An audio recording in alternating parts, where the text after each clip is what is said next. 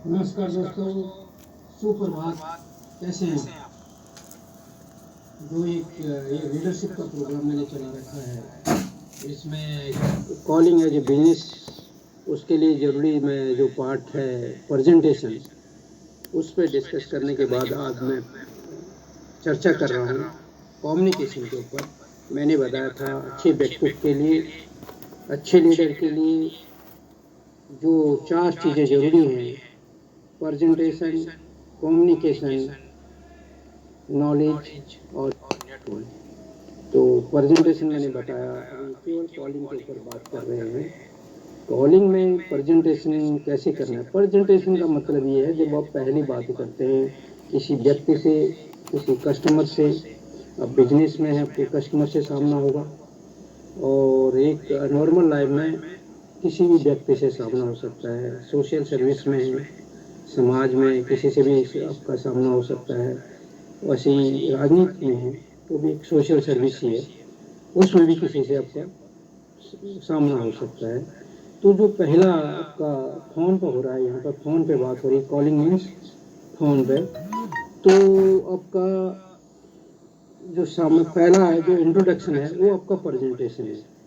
और वो करते ही आपने एक उसके अंदर अपने लिए जगह बना ली, और वो आपके साथ एक निरंतर टच में रहेगा। अब उसके बाद आपका और उसका कम्युनिकेशन बढ़ेगा, क्योंकि कम्युनिकेशन हाई हेलो तक नहीं होगा कि एज ए प्रोफेशनल बात यहाँ पर हो रही है, कैजुअल बात नहीं हो रही कि हाई हेलो कुछ भी बात कर लो। यहाँ पे क्या है कि आपने अपना बिजनेस डेवलप करना है, अपने रिलेशन बढ़ाने हैं, अपनी मार्केट बढ़ानी है। इसके लिए आपका लगातार कम्युनिकेशन होगा। तो उसकी हालचाल जानने के लिए नहीं, अपने बिजनेस को बढ़ाने के लिए। अगर आप बिजनेस में हैं, सोशल सर्विस में हैं, अपना सोशल सर्विस का दायरा बढ़ाने के लिए, राजनीति में है, उसका दायरा बढ़ाना है, अपना स्वरोजगार है तो उसको, उसके लिए नए मार्केट की तलाश है, मार्केट बढ़ानी है। तो जो जिससे आपका इंट्रोडक्शन हुआ है, जिससे आपकी बात हुई है, उसके साथ अपने और उसकी जो उसको और समझना, वो कितनी आपको मार्केट को और आगे ले जा सकता है। अगर आप वो हैं, रोजगार करते हैं, तो वहाँ भी आपके पास ये जिम्मेदारियाँ आएंगी। बेरोजगार हैं तो आपको भी इन चीज़ों का सामना करना है। तो ये सबके लिए जरूरी है। अब कम्युनिकेशन एक अगर साधारण शब्दों में बोलें तो क्या है? आपस में बात करना है, वार्तालाप करना है, संवाद करना है। परंतु जब हम बात करते हैं संवाद, संवाद कुछ ऐसी बातें ले आता है। वार्तालाप, बातचीत कर बोलेंगे तो एक कैजुअल एटीट्यूड हो जाता है। जब हम कहते हैं संवाद, तो एक ऑफिशियल और एक प्रोफेशनल वे ले लेता है। तो वही है कम्युनिकेशन। जब आप कम्युनिकेशन का मतलब ये है कि आप प्रोफेशनली बात कर रहे हैं, आप कैजुअल बात नहीं कर रहे हैं।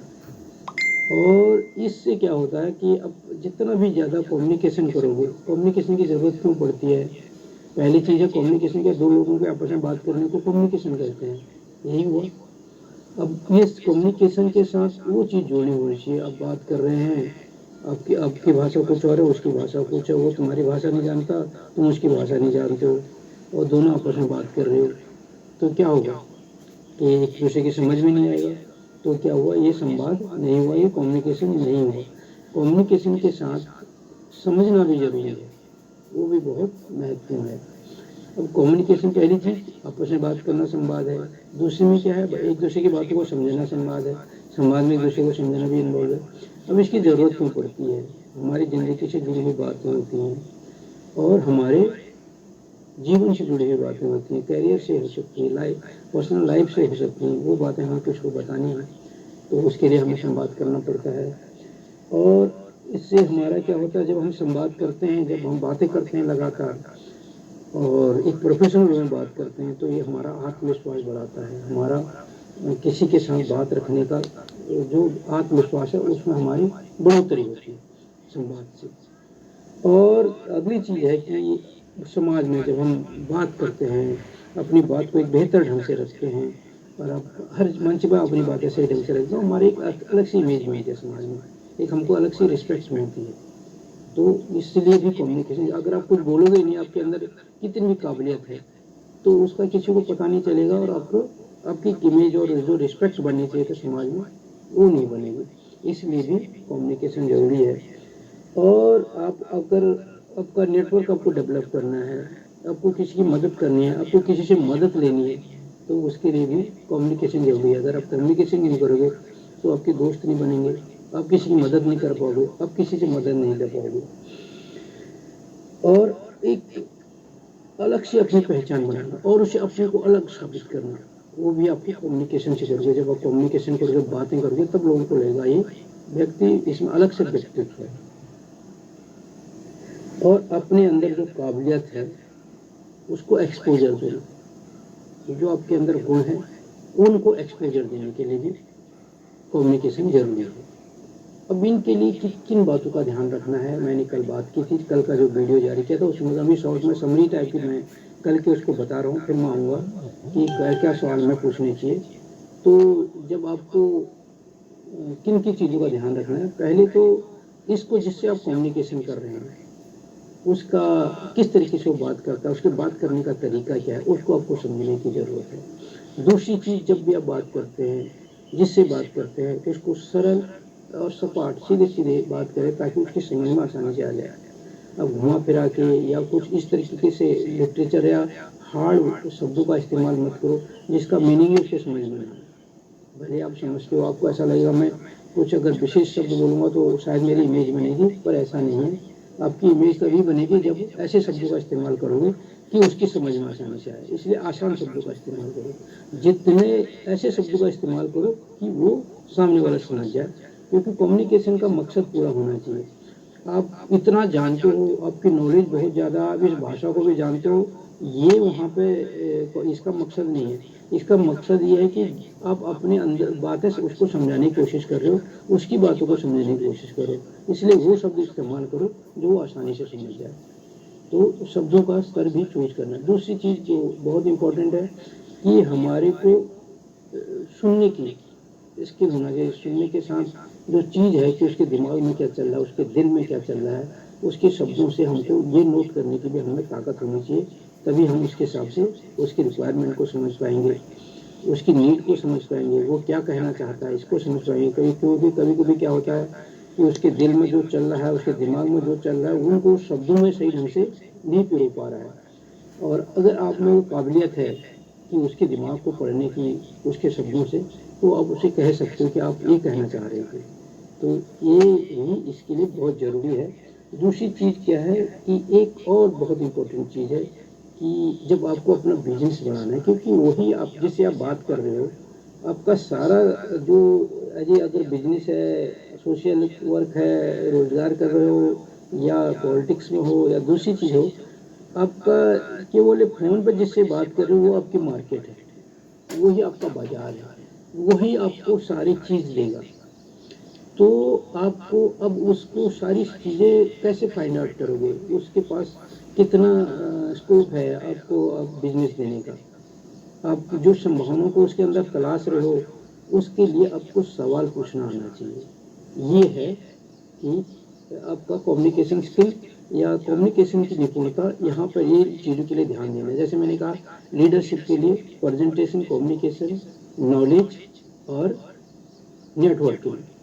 अब क्या है कि प्रेजेंटेशन का मैंने पार्ट बताया, जो कॉलिंग का प्रेजेंटेशन का ही मैंने केवल बताया था। अब कॉलिंग में कम्युनिकेशन है, कॉलिंग के ऊपर डिस्कस हो रही है। कॉलिंग में आप फ़ोन पर बात कर रहे हो, जो मैं सारी चीज़ें बता रहा हूँ, क्योंकि आप सामने सामने हो गए तो कई चीज़ें आपको वैसे भी आप स्टडी कर सकते हो, परंतु जब फ़ोन पर हो तो आप कैसे अध्ययन करोगे किसी व्यक्ति के बारे में, उसके पास आप कितनी बिजनेस की संभावनाएं कितनी हैं, या जिन चीज़ों की आपको तलाश है वो कैसे आप पूछोगे। तो उसके लिए अब में ये चीज़ें होनी चाहिए कि कैसी बातें करनी है, क्या बातें करनी है, उसके बातों में इंटरेस्ट लेना है और उससे सवाल पूछना आपको आना चाहिए। तो मैंने कल बात की थी, सबसे पहले बात की थी कि मैंने कम्युनिकेशन में आपकी क्लियरिटी होनी चाहिए, साफ सरल कम्युनिकेशन होना चाहिए। शब्द ऐसे इस्तेमाल करो, साधारण शब्द इस्तेमाल करो, उसमें क्लियरिटी होनी चाहिए। जितना भी क्लियर शब्द, क्लियर आसान शब्द बोल सको, जो कि क्लियर का मतलब ये है कि जो उसकी समझ में आसानी से आ सके वो बोलना है। फालतू बातें नहीं करनी है, मतलब की बातें करनी है, प्रोफेशनल वे में बात करनी है, समय कम गंवाना है। इसमें एक और चीज़ का जो विशेष ध्यान, मैंने प्रेजेंटेशन वाले पार्ट में बात की थी कि जो वो होता है इसका कि कॉल जो हैंडलिंग टाइम है उसका भी आपको ध्यान देना। आप लंबी बातें करोगे आपको कॉल का टाइम ज़्यादा लग जाएगा और क्या होगा कि आप number of call come attend कर पाओगे, तो उसका भी आपको विशेष ध्यान करना है। इसलिए फालतू बातें नहीं करनी है और इससे क्या होगा, आप मतलब की बातें भूल जाओगे, समय आपका बर्बाद हो जाएगा। और दूसरे में अपने बिहेवियर हमेशा अच्छा रखना है। ये तो है किसके लिए कि जो आप कम्युनिकेशन कर रहे हो उसमें क्लियरिटी है आपको। अब दूसरी चीज़ है कि लिसनिंग में मैंने कहा था कि आपको उसको इंटरेस्ट जगाना है, उसको दिखना चाहिए कि आप उसके बातों में दिलचस्पी ले रहे हो। उसको लगना नहीं चाहिए कि आपने उसका फ़ोन काट दिया, आपको भी नहीं लगना चाहिए कि उसने मेरा फ़ोन काट दिया। कि कभी कभी आदमी के पास उत्तर नहीं बनता, थोड़ा टाइम लग जाता है उसको उत्तर देने में, तो उस चीज़ का भी ध्यान रखना है। दूसरी चीज़, जब भी बात करते हो तो उसको समराइज करो। हो सकता है वो कोई बात गलत कह गया हो, कोई बात वो छूट गई हो उसे कहने में, तो आपको जब भी बातें होती हैं तो उसने क्या बात आपसे की है, स्टेप बाय स्टेप जैसे एक बात कंप्लीट होती है तो अपनी बात स्टार्ट करने से पहले उसको समराइज करो कि आपने ये बातें कही हैं। अगर उससे कोई बात छूट गई उसी दौरान आपको बता देगा नहीं मैंने ये भी है कि मेरा, और अगर कोई बात उसमें गलत एक्स्ट्रा कह गई तो उसको भी वो करेक्शन कर सकता है। इसलिए ये जरूरी है समराइज करना। उसके बाद अपनी बात स्टार्ट करो। उसके बाद जब आपकी बातें फिनिश हो जाती हैं तो आपको क्या करना है, पूरी वार्तालाप को समराइज करना है कि हमारी ये बातें हुई और ये हमें करना है। ये चीज़ें इसलिए करनी होती हैं क्योंकि अब ये मैं प्रोफेशनल वे में बात कर रहा हूँ, ये कैजुअल वे में बात नहीं कर रहा हूँ। आप प्रोफेशनल हो, आप एक डील कर रहे हो, एक बिजनेस कर रहे हो, उसको आपको कंफर्म रिकन्फर्म करना है। यहाँ पर मैं बता दूँ कि अब ये जो कम्युनिकेशन की मैं बात कर रहा हूँ, ये बिजनेस कम्युनिकेशन की बात कर रहा हूँ। ये आप सोशल सर्विस दे रहे हो, वो भी एक क्या है, काम है, बिजनेस में काम है। पॉलिटिकल कर रहे हो, वो भी एक काम है। तो अब उस काम को एक स्वरूप दे रहे हो, उस काम को एक स्वरूप दे रहे हो तो उसमें कहीं गलती नहीं होनी चाहिए। आपने मेहनत कर दी और पता चला कि वो था नहीं, वो कह गया मैंने गलती से मेरी बातों में हो गया होगा, तो इसलिए करेक्शन आपको कराना है। आपके पास एक चीज़ आ रही है, एक डॉक्यूमेंट आ रहा है, उसको समझो, जो बात आप कह रहे हो ये समझो एक डॉक्यूमेंट आ रहा है कि वो चीज़ें आ रही हैं, तो उन चीज़ों में कहीं गलती नहीं हो रही हो, इसलिए आपको समराइज करना बहुत ज़रूरी है। और जैसे उसका एक पहला सेंटेंस, दो पहले जो सेंटेंस है, जितने भी उसने उसमें सवाल पूछे हैं तो उसके बाद जैसे आप स्टार्ट करते हो वो समराइज करो और उसमें जो करेक्शन है, जो भी चीज़ है उसको वेरीफाई करो। उसके बाद वो फिर बात करता है, फिर समराइज करो, और उसके बाद जब बात खत्म होती है तो कंप्लीट डिस्कशन को समराइज करके क्लोज करो। ये था लिसनिंग का पार्ट। अब है क्वेश्चन पूछना, सवाल पूछने का पार्ट है, और ये बहुत ही इम्पोर्टेंट है। आपको सवालों से क्या करते हो, अब सवालों से ये पता करते हो कि उसके दिमाग में, दिल में क्या चल रहा है। सवालों से ये पता करते हो कि उससे अपॉर्चुनिटी क्या है आपके बिजनेस के लिए आगे, उसके पास वो कितना बिजनेस आगे दे सकता है। आपके पास कोई नई चीज़ आई है, नई सेवा आप देना चाहते हो, नई स्कोप कुछ है, तो आप उन चीज़ों को तलाश उस पर करना है आपको। तो ये इसलिए सवाल पूछते हैं। आपने किसी को जांचना है कि आपका बिजनेस है और आपने अपना बिजनेस डेवलप करना है, तो आपको पता करना है कि इसके पास कितना स्कोप है, ये मेरे आगे क्या कितना मेरे को इस बिजनेस में मैं इसकी मदद से अपने को बढ़ा सकता हूँ। तो वो जानना है, उसके लिए आपको कई सवाल पूछने हैं। तो सवाल पूछने से सवालों का चयन करना बहुत इम्पोर्टेंट है कि क्या सवाल पूछने हैं। तो सवाल हमेशा ऐसे पूछो जिनका आंसर उसको एक्सप्लेन करना पड़े, कि विस्तार से देना पड़े। अगर आपने सवाल यस और नो वाला पूछ दिया तो आपकी समझ में कुछ नहीं आएगा, क्योंकि आप पहले डिसाइड, यस नो वाला सवाल क्यों पूछा जाता है, कब पूछते हैं, जब हमने डिसाइड कर लिया है, उससे केवल उसकी वो जान रहे हैं। हमने पहले मान लिया कि जैसे ये है, ये समझता है, और फिर उससे पूछ रहे हैं यस और नो, यही है, हाँ, वो कहेगा हाँ या ना। जैसे मैंने पूछा मेरे को जानते हो, तो हम पहले ही समझ चुके हैं, या तो मेरे को जानता होगा या तो मेरे को नहीं जानता होगा। अब उसका आंसर क्या होगा, मैंने पहले डिसाइड कर लिया है, तो यस और नो होगा। तो ये चीज़ें हमें नहीं पूछनी, हमें पूछना है कि आप मुझे, जैसे अपने बारे में आप मुझे कैसे जानते हो, तो बताएगा। अब इन चीज़ों में जब वो बताएगा तो हमें कई चीज़ों की जानकारी होगी, वो कहाँ कहाँ से मुझे जानता है, कैसे उसने मेरे बारे में जानकारी इकट्ठी की। अब वही चीज़ है वो बिजनेस के बारे में, आप किसी सेवा के बारे में, किसी सर्विस के बारे में बात कर रहे हो, किसी प्रोडक्ट के बारे में बात कर रहे हो, अगर आप किसी पॉलिटिकल पार्टी से जुड़े हो तो उस पार्टी के बारे में बात कर रहे हो, तो आप उससे पूछोगे कि आप इस पार्टी के बारे में कैसे क्या जानते हो, आपकी क्या राय है। हमने उसको एक वो देना है, स्पेस देना है उसको, उसके बारे में जानना है, तो वो अपना एक विस्तृत वो देगा, व्यू देगा, उस व्यू में हम उसके अंदर की बातें जान लेंगे। अगर हम पहले ही कह देंगे कि क्या तुम इस बाल्टी के बारे में जानते हो, क्या तुम इस प्रोडक्ट के बारे में जानते हो, तो फिर क्या बोलेगा वो, हाँ या ना बोलेगा, फिर हमें क्या पता चलेगा, कुछ भी पता नहीं चलेगा। उसके बाद आपको हम पूछ सकते हैं, जैसे प्रोडक्ट ही है तो आपकी, अगर वो हमको पहला सवाल पूछा कि आप इसके बारे में क्या जानते हो, कैसे जानते हो, फिर उसके हम पूछ सकते हैं क्या क्या चीज़ें इसकी अच्छी लगी आपको, आपको मैं इसका क्या फीचर अच्छा लगा। अगर प्रोडक्ट कुछ है तो आप इस प्रोडक्ट के बारे में क्या जानते हो, उसने बताया ये है ये है ये है इस प्रोडक्ट में। अब हम कह सकते हैं इस प्रोडक्ट में हमको क्या चीज़ें अच्छी लगी, आप जो पहले से यूज कर रहे हो और इसमें क्या है, आपकी रिक्वायरमेंट क्या है, और कहाँ कहाँ आपको पुराने प्रोडक्ट में कहीं दिक्कत तो नहीं है, तो आप उसको पुराने प्रोडक्ट और इसके कंपेयर में किसको आपको अच्छा लगता है। तो ये चीज़ें क्या होंगी, आपको नए मार्ग उसके अंदर चीज़ें जरूर करेंगे, आप फिर उसको पिच कर सकते हो, अपनी नई चीज़ों को पिच कर सकते हो कि ये चीज़ें संभावना है। अगर आप पहले डिसाइड कर लोगे, यस और नो वाली बात हो जाएगी, तो क्या होगा, यस और नो में होगा। और यहाँ पर क्या होता है, जब यस और नो, अगर वो कहते हैं ना प्रोबेबिलिटी वाली बात, तो उसमें क्या हो जाएगा कि आपके पास दो ऑप्शन है, यस और नो, तो आपके क्या होगा 50% तो वहीं पर लॉस हो जाएगा। यस और नो कुछ आधे, जब केवल आप दो संभावनाएं दोगे, अपने संभावनाएं देनी ही नहीं, अपने विस्तार से देना, तो 100% बनाना है।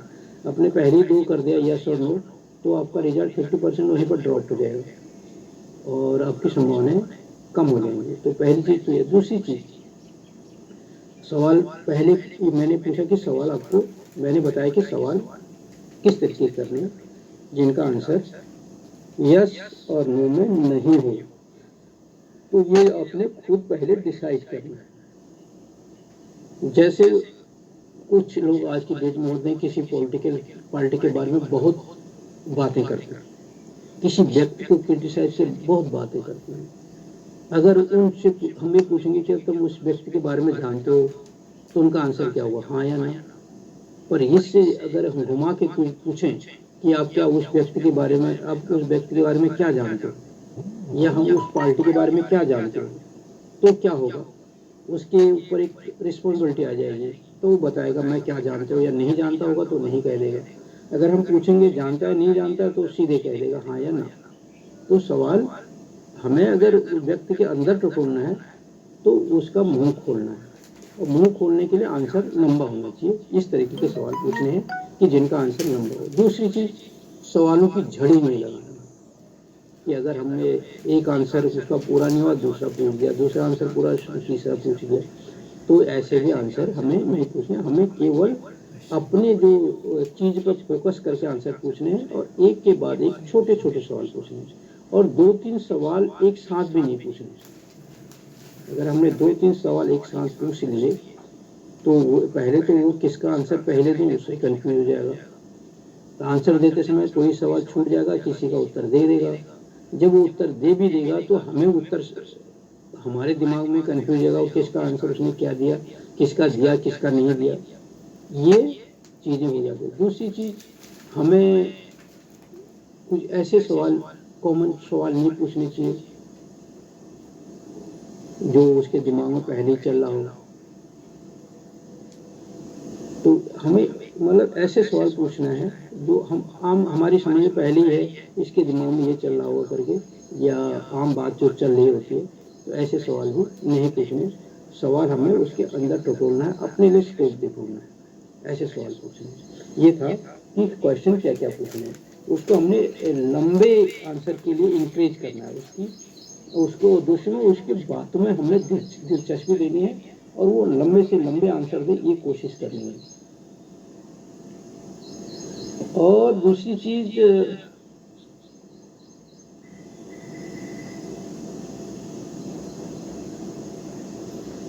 ये अब इसके बाद, क्योंकि मैं इस वीडियो को दोबारा मैं लाया हूँ, मैंने जो पहले अभी ये वीडियो डाला था, मैं लाइव आया था पहले भी, तो वो क्या हुआ कि उसमें वो आवाज़ नहीं आ रही, उसकी वजह क्या रही पता नहीं, तो मैंने इसलिए दोबारा किया है। अब मैं जो इसके बाद कल वीडियो लाऊंगा, उसमें क्या होता है, जब हम बिजनेस कर रहे हैं, तो मैंने पहले ही बताया था, अलग अलग तरह के लोग आपका सामना करना पड़ेगा, अलग अलग बिहेवियर के लोग आएंगे।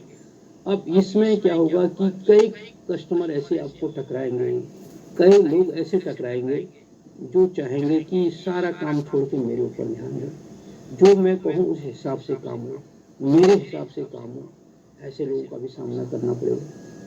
तो पहले एक चीज़ तो उस पर बात करूँगा मैं, ऐसे लोगों से आपको कैसे हैंडल करना है, ऐसे लोगों को, क्योंकि वो आपके कस्टमर हैं, तो आपको कैसे हैंडल करना है। दूसरी चीज़, आपको ये सब कम्युनिकेशन का मतलब क्या है।